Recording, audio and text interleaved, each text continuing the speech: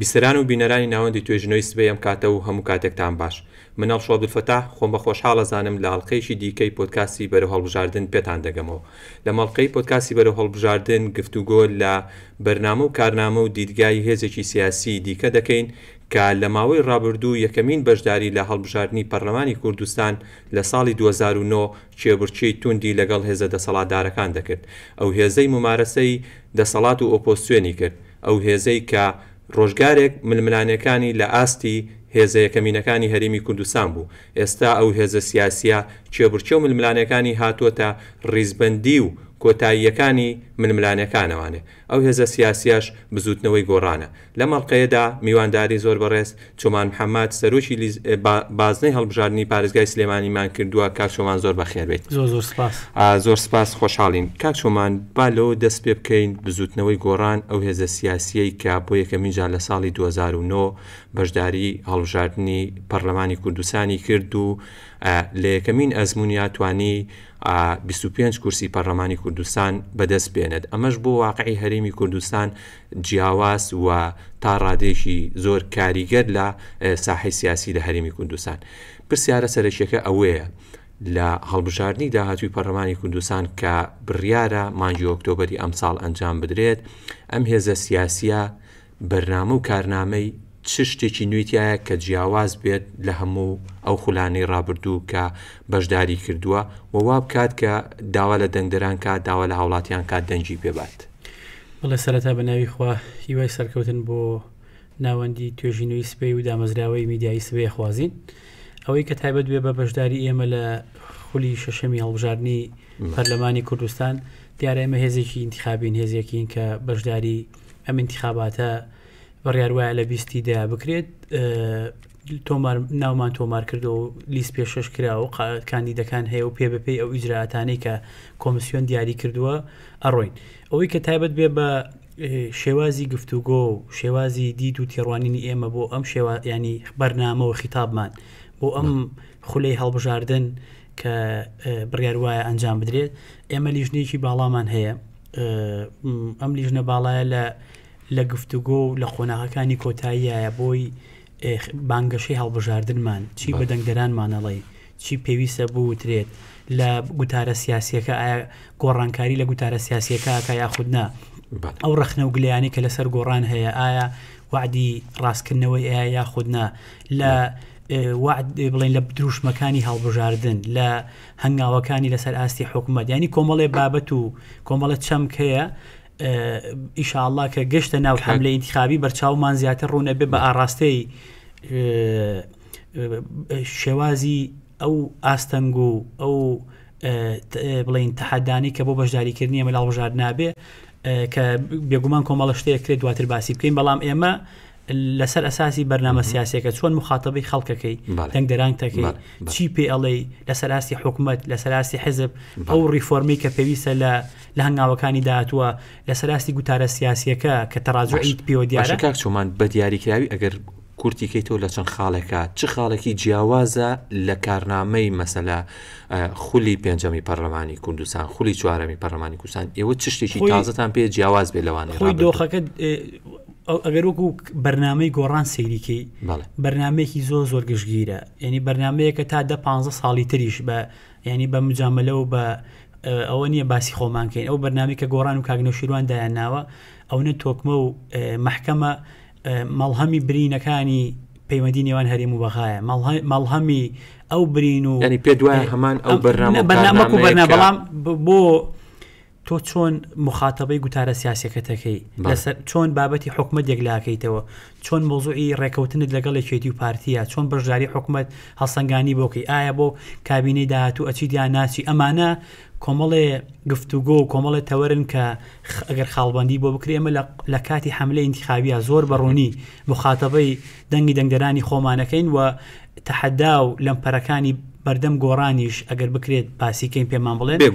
ئەوە زۆرە و هیواش هەیە بۆی کە چۆن دەواازەکەی تۆ بۆم بابەت کاکچۆمان لە بەشش ترا پێم خۆشە بچینە سەر دەرفەت و ئاسەنگانی بەردەم هێزە سیاسیەکان بە تایبەتیش بزوتنەوەی گۆڕان وەکو هێزێکی بەشدار لە هەڵبژاردننی خولی داهاتی پەرلەمانی کوردستان ڕەنگە گەرێمە باز لە دەرفەت و ئاسانگان کەین گەورەترین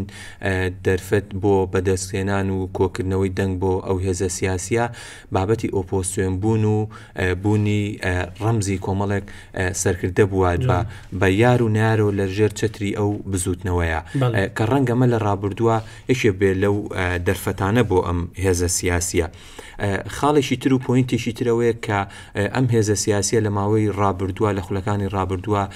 هێنانە پێشەوەی گەنج وەکو کۆڵەکەیەکی ئەساسی بۆ ئەم بزوتنەوە سیاسیە و فشارکردن لە دەسەڵات هەردوو حزبی دەسەڵاتداریشێکی تر بووە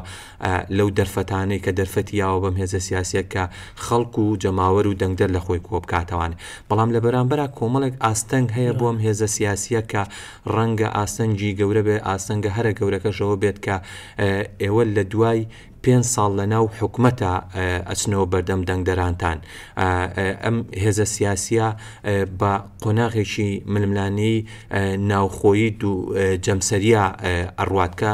ڕەنگەمەیەکێکی تر بێت لەو ئاستەنگانە بۆ هێزە سیاسیەکەتان پێم خۆش بوو لە دەرەوەی ئەمانە جەنابەت ئاستەنگ و دەرفەندەکان بەچیە بینەوە بۆ هێزێکی سیاسی خۆتان بۆ هەڵبژاردننی داهاتوی پەرلەمانی ئەوەی کە تایبەت بێ بە ئاستەنگەکان بۆ گۆڕان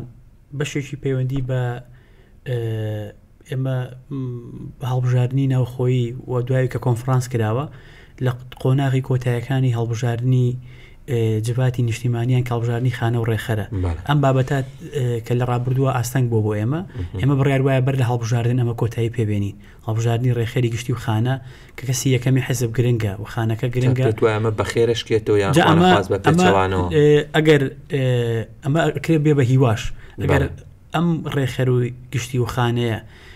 کۆمەڵە کارکتەری ئەوانەی دەرەوە ئەوانی کە لە ماڵەوە و ناڕازی بوون بگەڕێنرێنەوە گوتارەکە دەمەزەرکەنەوە و ڕوئایەکی ڕۆنتر و وازەحتر بە خەڵک بڵێنەوە مراجعەی بەرنامەکە و مراجعەی ئەو هەنگاوانە هەڵانە بکەین کە لە ڕابردووە کردومانە ڕاستی بکەینەوە ئەمە هیوا دروستەکرێت ئەمە ئامانجەکە بۆ ئەومانە ئەمانەوێ ئەو کەسی یەکەمەوە ئەو خانەیە تەکمیلەی بۆ جڤاتەکە بەرنامەکەیان و دید و تێڕۆینەکانیان بە ئاڕاستەیە بێ کە جۆرێک لە هیوا دروست کات کە ئەمە لە ڕابردووە ئاستەنگ بووە ئێمە ئەمانێ ئەم ئاستەنگە بکەین بە هیوا ئێمە نقطەیەکە هیوا دروست کرێ ئەمە بەسمانە و یەکی تر لە ئاستەنگەکان مۆزۆی حکومەت بووە ئەم شێوازە بەشداری ئێمە لە ڕابردووە خەڵک گلەی لێمان هەبووە لە بەشداریەکە بەم فۆرمە بەشداریکردن کفر نییە کفری سیاسی نییە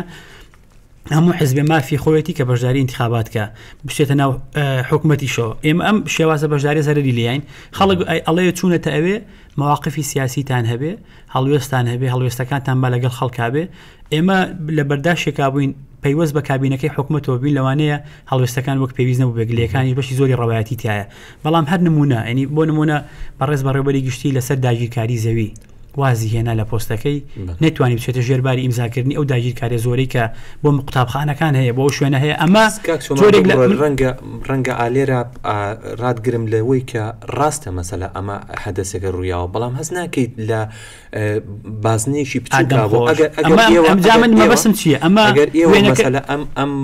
قەزەیەتان کردایە بە قەزەیەکی خۆتان وەک هێزێکی سیاسی هەست ناکەن دەرفەتەکە باشتر بوو ئایا با پرسیارەکە بەو دیوەی ترا بکەم لە ماوەی 5 ساڵی کابینەی ڕابردووە هیچ قەزێکی ئاوا کراوە کە کۆکراوە و یەکدەنگ و یەکڕەنگ وەکو هێزێکی سیاسی بەشدار لە کابینەی نۆ کاری لەسەر زۆر جوانە قسەکەی جەنابە ئێمە لە ماوەی ڕابردووە ئەگەر ئەم مووقفەی کە لەم شێوێنرەوە دایان فرسەتی وە هەبوو ئێمەوە بکەین دایان فرسەت هەبووە لە مۆزوعی موچە و شایستە دارایەکان لە مۆزوعی خانەنشینی لە مۆزوعی هاوتاکردنی موچە خۆران موچەیان و ئیمتیازاتیان لە مۆزوعەکانی تری ڕێگەوبان لەو داگی بڵین ناعەدالەتی لە سەراسی خزمەتگوزاری ئەکرێ زۆر پرسە بووە ئەمان توانی مووقف بنوێنین کاریگەرتر و زیاترەوە بەڵام ئەمە بوو بە ئاستەنگ بۆ ئەمە ئاستەنگە شێوازە بەشدارەکەش بوو بە ئاستەنگ وای کرد تەمەیوزەکە جیاوازەکەی ئێمە لەگەڵ یەکێتی و پارتیە کاڵبێتەوە ئەمە لە ئاستەنگ بوو بۆ ئێمە بەڵام ئێستا ژیوا هەیە ئەم مووقیفانە بنوێنە هەتا وەرە دەرەوە لەم حکومەتە کە دیدگایەکی زۆر باشەیە بۆ ئەم بابەتە بۆ هاتن دەرەوە جا هاتنە دەرەوەکە پەیوەست نییە بە ئینتیخاباتەوە باواسی نەکەین کارتێک بێ بۆ ئینتیخابات پەیوەست بێ بۆی کە تۆ ئەچیتەوە بۆ ڕاستکردنەوەی هەڵەکانە ئەچیتەوە بۆ ئەو دروستکردنەوەی سنگ و قورسایی بەهێزبوونەوەی هێزی معارەزە کە ئەوە تا گۆڕان لە حکومەتا بوو ببینە هێزەکانی معارەزە چیان کرد ڕۆڵەکان چیمان ئێستا جەنابەت لە موقعەتی بەرپرسیارەتیشی ئەو هێزە سیاسی تا ئاسی سەرکردایەتی یعنی ئێستا گە بڕیار بە دەستجەنابەت دوای هاتی دەدەرەوە ئەگەر بڕیار بەدەست من بووە یەک دوو ئەگەر لەگەڵیای هاتە دەرەوە چۆن لەمە تەوزیف نەکرد و کارە بۆ نەکرد زۆر هەڵدراوە و بەس دوجا خەڵک سەری ئەنجام بێگومان سێ ئەنجامەکە ئێمەمانان لە دوای دەیدا کە بڵێن لەگەڵێکێتیا هاوپەیمانەتێکمان پێگەینا و شکستمان هێنا لە نوێنەرایەتیکردن ئێمەمانان ڕاستەوە خۆتمانە بێت دەست بەجێ لەم حکومەتە بینە دەرەوە لە کۆبوونەکانی جواتە هەوڵمان بۆیە حتا کۆبوونی جدی لەسەر ئەم بابەتە نەکرا بڕیار وابوو یاداشدرێ نەوەڵاوە کرا لە درێژکردنەوەی تەمەنی پەرلەمانە زۆر هەوڵمانە دەنگ نەین بە درێژکردنەوەی پەرلەمان ئەم بابەتە ئاوا ڕۆی موبەڕەکان چی بوو گەشتە ئەم نەتیجە بەڵام ئێستاش بۆ ئەساڵەتی خۆی گۆڕان بۆ قورسایەکەی خۆی بۆ دوورکەوتنەوە لە فەلەکی یەکێتی و پارتی نەک بۆی واسێریکی حملە ئینتیخابی ئاوانە بۆ ئەوەی کە تۆ بڕیارە ڕاستەکە بی وەرە دەرەوە خۆ ڕێخەرەوە بەرەی معارەزە خۆ ڕێخەرەوە چۆن لەگەڵ حیزبەکانی ترا چۆن گوتارە ڕێخەی چکە ئێستا بەرەی معارەزە وەڵی من دڵی شمژانەکەواڵم پێم ناخۆشە بەرەیەکی زۆر پەرش و بڵاو و بەرەیەکی فشۆڵ و بەرەیەکی لاوازەکە نەیتوانیوە ئەو کاریگەری کە لە ڕابردووە گۆڕان هەی بۆ لەگەڵ کۆمەڵ و یەگرتو لایەنەکانی ترە ئەم قورسایە دروست کاتەوە پەرتەوازێکی زۆر هەیە ئەو ئێمە لە حکومەتا بین ئادی پێمان بڵێن ئێوە چیتان کرد ئادی پێمان بڵێ ئەوە کرێن بارحاڵ من بە بەسەکەم چی ئەمە ئاستەنگ بووە بەڵام کەیتە سەر مەوزوعی هەتا بابەتی ڕێکەوتنەکان لەگەڵ یەکێتی و پارتیە ئەمەش دیسانە بوو بە ئاستەنگ بۆ ئێمەمانان ئەمە ئەگەر بۆ قۆناغەکانی داات و ئەو خانە و ڕێخەرە و ئەو تەشکیلە تازەیە پێداچوونەوە بۆەکە دەرفەتە و دەرفەتی تر بۆ ئەوەی کە لە ڕابردووە گۆڕان شوناسی بووە و جیاکەرەوە بووە پێدانەوەی یان بە گرنگی تەوزیفکردن و تاقە و توانای گەنج بووە تا ئێستا شەر هەیە ئێمە نەبێ بۆی باسی خۆمانکە ئێمە گەنجێکین سەرۆکی لیستی بازنەی سلێمانین گەنجێکین کە نە پاشخانی عیلەیمان هەیە عیلی شۆڕژگەبین ئەوەمان هەیە ئەم دەرفەتە زۆر جاریش بە ناومێدی بۆ دەنگدەران ئەشکێتەوانێ ئەوژەوەیە کە بەشێک لەو گەنجانە ینی نەتوانراوە ئەدای کاری وەزیفی خۆیان بکەن چ لەسەر ئاسی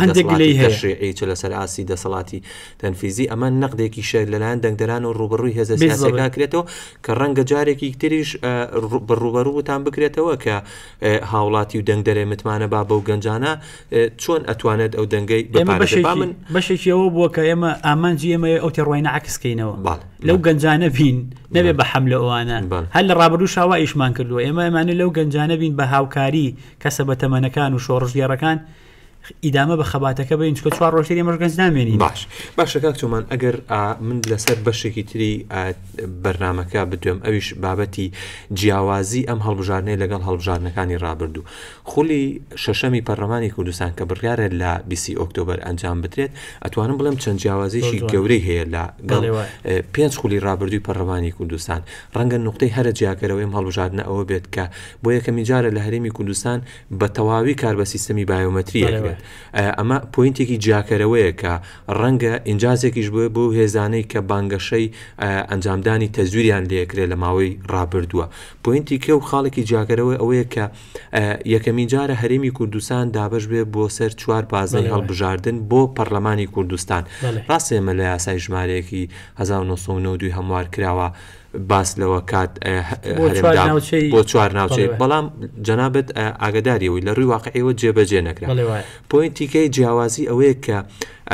ئەم دامەزراوەی کە هەڵبژاردننی خولی شەشەم بەڕێوە بات لە دوو ئەزمموی سەرکەوتوو هاتووە ئەویش هەڵبژاردننی پێشوەختی ئەنجومەنی عێراق و هەڵبژاردننی ئەنجومەنی پارێزگاکانی نەبەسترا و بەهەرێم ئەم جیاوازانە تەمەویزانە بۆ گۆڕان هێزێکی وەکو گۆڕان چەند ئەتوانێت ئیسیسماری کات دەنگی زیاتر پێکۆکاتەوە و لە هەمان کاتا چەندێک لێدانە لەیوە لە خزمەتی ئەوانیە پێم خۆشە جەنابەت لەسەر ئەوە ئێمە بەشی زۆری ئەو خاڵانی کە بە خاڵی ئیجابی باسە کرد بە خاڵی باش بۆ خاڵی جیاواز لە ئینتیخاباتەکانی تر باسە کرد دید و تێڕوانینی گۆڕان بۆ لە پرۆژه یاساکەیە کە لە خۆلی پێنجەمە تەقدیمی کرد بە تایبەتی بۆ مۆزوعی 4 بازنەی گۆڕان تاکە هێز بوو کە پرۆژه یا بە پەرلەمان پێش تەواوبوونی ماوەکەی داوایە کرد هەرێمی کوردستان بێ بە 4 بازنە تاکە هێز بووە کە پرۆژەی یاوە داوای کردووە کار بە تۆماری دەنگدەرانی بەخاب کرێ کار بە بایۆمەتری بکرێ تاکە هێز بووە لەگەڵەوە بووە ئەو کۆتایانە کە 11 کورسی ئیعادەی سیاغە بکرێتەوە کە ئەمانە لە قەیرانی نوێنەرایەتیکردنان ئەمە هەمووی خواستی گۆڕان بۆ وەکو دیدێک پێی وایە نەک لە بەرەوەی کورسی بێنیانە لەبەر شەفافێتی پرۆسەکە لەبەر دادپەروەری پرۆسەکە لەبەر ئەو گیرە و گەندەڵی و یان ڕخنانەی کە لە یاساکە ئەجیرایان و یاسایەکە ئەوەندە کۆنە کە کەڵکی ئەوەی نە ئینتیخاباتی تری پێ بڕوا بڕێوە ینی ئەمە حتا بەوەشەوە کە مۆزوعی ئەنی ئەم یاسایە بەداخەوە دەستی بۆ نەبرا لە قەرارەکەی مەحکەمەی ئیتیحادیشە مەرجی کاندید بوون بۆ پاڵێوراو بەس خوێندنەوە نووسین بزانێ ئێوە بینیت سەی ئەو فەزاحەتەکە لە دەنگدەران یان کاندیدانی سربەخوا هەیە یان لەو کاندیدانە هەیە کەمە وایە کات ئاستی کوالیتی کاندید و دوایی پەرلەمانتار دابەزێنێ خول بە دوای خل کە ئەمە من مەبەسم چیە بڵێم ئەو گۆڕانکاریانە لە وێنە عامەکەیە بە ئیجابیەت و باش شکاوەتەوە بۆ کۆی پرۆسەکە اینجا تجایەتە سەرگۆڕانیش بێگومانیش هەر بە چکە بۆ نمونە لە ڕابردووە ئەگەر سەی یەک بازنەیەکە بکەی منطقی تیانە بووە بە پارێزگایەکی وەکو دوهۆک زیاتر لە بۆ نمونە سەروسی کاندیدی ڕۆشتووە 35 کاندیدی لە دووەک و منتیخانە ڕۆشتووە بەڵام لە زۆربەی قەزا و ناحیەکان و پارێزگەکانی ترا کاندید نەڕۆشتووە بۆ پەرلەمانی کوردستان ئەگەر بڕیار بێ پەرلەمان هەمی کوردستان بێ بەڵام ئەم دابەشکاریە 4 بازنەیە جۆرە لە دادپەروەریتیایە ئەو 11 کورسیە بووە بۆ نمونە نەماوە بۆ فۆرمە 111 بۆ بە 100 کورسی دوایی لە زمانی ئەوە شاپ بۆ بە 5 کورسی ئەمە وای کردووە لە وێنە عامەکەی قەواعیدی لعبەکەیە بڵین ئەمە گۆڕانکاری ڕوویاوە هەر ئەمە شەواکات ئاستەنگ دروست بێ بۆ تشکیلی حکومە دوایی ئەو زۆرینەی کە لە ڕابردووە هەبووە چ زۆرینەی پەرلەمانی چ بۆ زۆرینەی کە بۆ تشکیلکردنی حکومت ئەمە وەکو ڕابردوو نامێنێتەوە ئەمە وەکو ڕابردوو بۆیە دەرفەتەکان یان نوقتە ئیجابێتەکان وا ئاکات کە بە خەڵک بڵێ ئەم چەقبەستویی کە هەیە ئەم دۆخی کە لە ڕابردووە بۆی ئەم سیستەمە هەڵبژاردنەوە بە درێژایی 30 ساڵی ڕابردوو هەبوو ئەمە فرسەتێک هاتۆتە پێشەوە دەلاقەیەک هاتۆتە پێشەوە تحولەکات ئەم تەجاوزی ئەم دۆخە چەقبەستویەکە کە چەقبەستویەکی سیاسیە حکومڕانیە بۆی ئەم یاسا و ئەم گۆڕانکاریانە دەلاقەیە بۆ ئاڕاستی گۆڕانکاری بۆیە گۆڕانکاریەکە گەر جوزئیش بێت هێزەکەی خۆتان یعنی گۆڕینی بۆ 4 بازنەی هەڵبژاردن لە بەرژەوەندی خۆتانەی بینن ئەگەر جارێ بەر لە خۆمان لە بەرژەوەندی خەڵکە لە بەرژەوەندی دەنگدەرە لە بەرژەوەندی ناوچەکانە لە بەرژەوەندی نوێنەرایەتیکردنێکی دادپەروەرانەیە لە بەرژەوەندی ئێمەشە باشە کاک چۆمان ئەگەر هەر لەسەر ئەوە بمێنمەوانێ بە تایبەت پرسی بەڕێوەبردننی پرۆسی هەڵبژاردنەکان لەلایەن کۆمیسیۆنی باڵای سەربەخۆی هەڵبژاردنەوە تابعی بەپێی یەکێکی تر لەو پۆینتانەی کە ئەم هەڵبژاردنە جیاکاتەوە ئەوەیە کە ئەم هەڵبژاردنە لەلایەن کۆمیسیۆنێکەوە بەڕێوە برێت کە سەرجەمیان دادوەرن و بە بەرەنجامی خۆپشاندانەکانی تشینی عێراق بوون یعنی ئەمە پرسیارە سەرچێکە لەسەر ئەوە بکەم یەکێکی تر لەو دەرەنجامانەی کە دەرکەوتو بەپێی توێژنەوەیکی ناوەندی توێژنەوەی سبەی لە سایت ئەو پرسپێکراوانەی کە لەو توێژینەوەی پرسیان پێکراوە متمانیان بەو کۆمیسیۆنە هەیە متمانەکەی ئێوە لە چه ئاسێکایە پێ دوایە ئەو متمانەی ئێوەش هاوتا ئەوەسێتەوە بەو ڕێژەی دەنگدەران و هاوڵاتیان بەم کۆمیسیۆنە کە بتوانێت هەڵبژاردنێکی نەزیێ بەڕێوەبەرێت خۆی جارێ چی ئەم متمانەیە زیاکە ڕێکار و ڕێوشوێنەکان بۆ پاراستنی نهێنیبوونی دەنگدانەکە بۆ پاراستنی دڵتەمینیەوەی کە خەڵکێکە چێت دەنگەکەی خۆی لە کارتەکە خاتە ناو سنووقەکەەوە پارێزراوە بێ و بە شەفافی و بە قانونی دوور لە دەستی گەندەڵی ئەوە ئەکرێ ئەمە زیاتر ئەمە ئیتمێنانەیە ئەمەش کێیکە جێ ئیشراف کێیە ئەنجومەنی کۆمیسیارانە لە ڕابردووە گلەی و کازندەیەکی زۆر هەبووە لەسەر ئەنجومەنی کۆمیسیاران ئەمانە دەواازە کرا بۆ بەتایبەتی انتخاباتی 2010 کە فەزاحەتی گەورەی بەسەر عێراقی شاهێنە نمونەی نەبووە لە دنیاە بەڵام دوایەوەی کە گۆڕانکاری لە ئەم ئەنجومەنا کرا و یاساکە گۆڕاوبوون بە دادوەر زۆر هەوڵ ئەدرێت ئەم وێنێ کاڵ بکرێتەوە زۆر هەوڵ دەدرێت وەکو جیهەیەکی ئەمینی قەزایی دادپەروەر و بێلایەن ئیشەکانیان بکەن ئەم دوو انتخاباتی کە لە ڕابردووە کراوە الحق گیرە و گۆڵ هەبووە ڕخنە هەبووە بەڵام نەگەشتۆتە ئاستی انتخاباتەکانی 2010 ڕابردوو لەوانەیە تەزویر و ساختەکارەکان کەمتر بوو بێ لەوانەیە ڕخنەکان کەمتر بوو بێ هەر ئەم دوو انتخاباتی کە لەلایەن ئەم ئەنجومەنەوە بەڕێوەچۆی سەبڕیار وایە ئەم ئەنجومەنە انتخاباتی سێمیش کات کە هەڵبژاردننی پەرلەمانی کوردستانە ئێمە ئومێدمان وایە و تەمەناکەین لەبەر خۆیان لەبەر سومعەکەیان لەبەر ئەرکە قانونیەکەیان لانی کەم بتوانن انتخاباتەکە بەبێ ئەو بڕاچەند لە عێراقا تەزویر بەشێکی عملەیەکی دیوی دووەمی هەڵبژاردنەکەیە ینی باوە ئەمە وا ناڵێن بۆی خەڵک سارکەینەوە بۆی بەس مەبەسمەوەی بڵێم ئێوەکو هێزێکی سیاسی خۆ ئەبێت جۆرێک لە متمانەی و دڵنیاییش بن بە دەنگدەر ئێوە لە حاڵەتی بوونی تەزویر و تەلاعوب یعنی هەڵوێستان فشارتان چییە بێت ئایا بەرتەقای ئەوە بێ بتوانێت پرۆسەکە ڕابگرێت ئێمە لە ڕابردەشەوە بە بڵێ انتخاباتەکانی 2010ەوە لە حاڵ ئەمە ئێمە ئەگەر بڕیار وابێت سوور بزانین تەزویر و ساختەکارێکری ئێمە چ کاتێک چوونیتە ژێرباری تا بۆ داهاتوو قوبوڵیکەین ئەمە هەر ئێمەش نا ئەوەی کۆی ئەو هێزە سیاسیانەی کە مارانگەست و قوربانی دەستی تەزویرن ئەبێ نەچنە ژێرباری ئەم بابەتەوە بسمە سەر بەشێکی تری تەوری بەرنامەکە ئەویشەوەیە ئەگەر سەدێکی مێژوویی بزوتنەوەی گۆڕان باسکەم ئەویش لە ساڵی 2009 کە یەکەمین بەشداری تەبی یەکەمین ئەزمموی بەشداری بزوتنەوەی گۆڕان لە 25 2009 بوو لەگەڵ یەکەم دەرکەوتنی توانی 424,024 دەنگبێنێ لە سایە حەڤە و پوینت حوتی ڕێژەی دەنگدەرانی هەرێمی کوردستان دوای ئەوە دووەمین بەشداری لە خولی چوارەمی پەرلەمانی کوردستان بوو کە ڕێژەکەی بەرز کردەوە بۆ 467,000 دەنگدەر کە ئەمیش لە سایە 8.9 دەنگدەرانی هەرێمی کوردستان بوو خولی پێنجەم ئەم ڕێژەیە دابەزی بۆ 186,903 دەنگ کە ڕێژەکەی گەیشتە لە سایە 6.1 دوایین هەڵبژاردن کە بزوتنەوەی گۆڕان بەشدار بوو هەڵبژاردننی پێشوەختەی ئەنجومەنی عێراق بوو کە لە 10 ئۆکتۆبەری 2021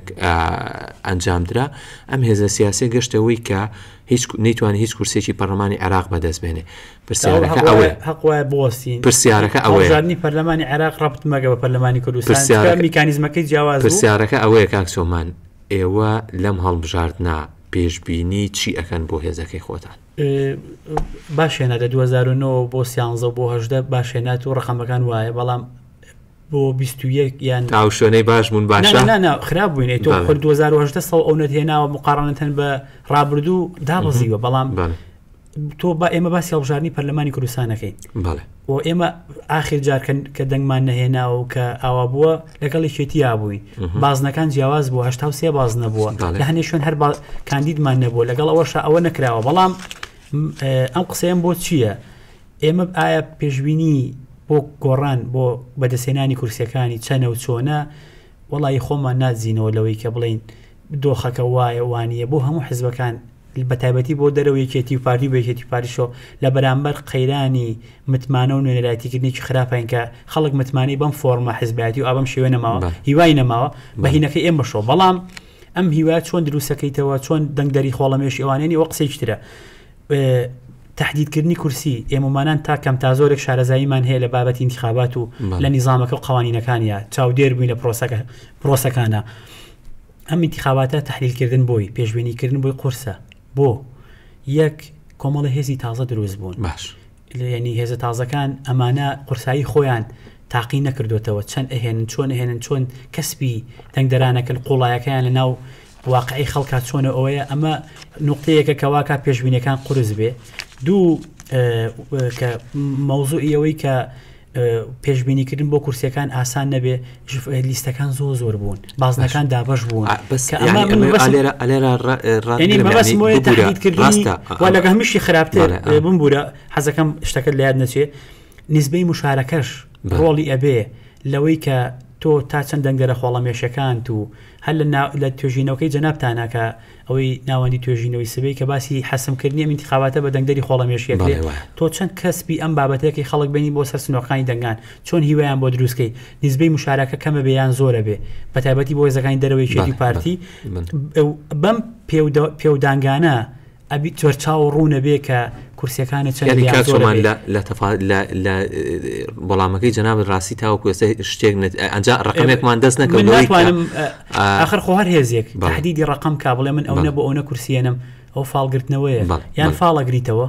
باش یان ئاگەڵ لە ڕابردووە زۆر باسیەوە کار هێزێکی سیاسی هەیە بەڵام 45 کورسیێنی دوای 45 هاتووە 35 ئەمە نەزانێتە زویری پێشوەختە هەیە لەم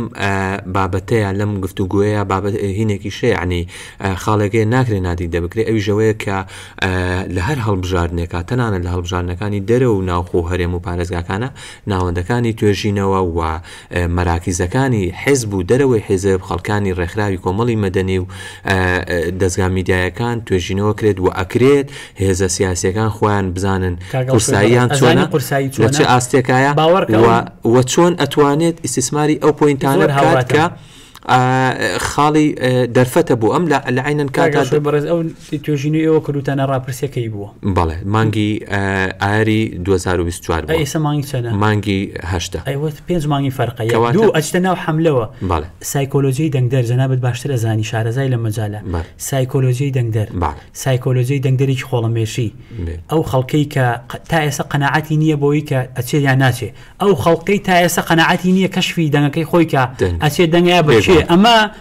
بەتابەتی بۆ حێزێکی وەکو گۆڕان دەنگدەری سابت و دابەستەی نییە دەنگدەری موچەخۆری زەبەلاح و قەبەی نییە پارەی لە بەردەسان نییە بە زۆر تەوزیعیکە و بە ئیجبار هێزی عسکەری و ئەوەی لە بەردەسان نییە ئەمە من لەسەر ئەساسی علمی لەسەر ئەساسی زانستی پێتەڵم لەوانەیە ئەو توێژینەوەی کە ئێستا ئێوە کردوتانە 5 مانگ پێش ئێستا دەبچنە ناو حەملەوە توێژینەوەی ترکەن گۆڕانکاری بەسەر دیتێڕوانینی کورسەکانایە بەڵام ئەگەر بە من بڵێ ئەم قسانە بۆ کەم پەردەپۆشی دۆخی خراپی گۆڕان و لایەنەکانی ترکم وڵای من پەردەپۆشیەوە ناکەم بەڵام کۆمەڵێ هیوا لە بەردەست گۆڕانایە ئەگەر هەنگاوەکانی باشترکە و سەرکردایەتەکەی و ڕوئیاکە ڕوونترکە و خیتابەکەی باشترکە هیچ هێزێک تا ئێستا نەیتوانیوە بەرنامەکەی گۆڕان تەجاوز پێ بکات و هیچ هێزێک ئەو هێزانی کە ئێستا خۆیان بە شوێنگرەوە بە دیلی گۆڕان نەزانن نەقوڵایی سەرکردەکەیان وەکو کاگنەوشیروان سەرکردی کاریزمای گەوریان هەیە نە بەرنامەکان تەجاوزی ئەو کردووە نە هەڵسوڕا و ئەو دەنگدەر و ئەو خەڵکەی کە بە دەوری گۆڕانەوەن وەکو کارکتەری سیاسی و خەڵک و ئەوانە بە چوادەوری حزبەکانی ترۆنیە بۆیە ئەم هیوایە بۆ لە بەردەست گۆڕانە هەیە بۆ قۆناغەکانی داهات و وردە هیوا دروستکات دەستخۆش کاک چۆمان محەممەد سەرۆشی لیستی بزوتنەوەی گۆڕان لە پارێزگای سلێمانی سواز بۆ بەشداریکردن سواز بۆی کە لەگەڵمانم بوویت لەم ئەڵلقەی پۆدکاستی بەرەو هەڵبژاردن بیسەران و بینەرانی پۆدکاستی بەرەو هەڵبژاردن لە ناوەندی توێژنەوەی سبەی ئێوەش بە کامەرانی سپێرم تاڵقەیشی دیکە هەر شاد بن دەست خۆش کاک چۆمان زۆر سپاس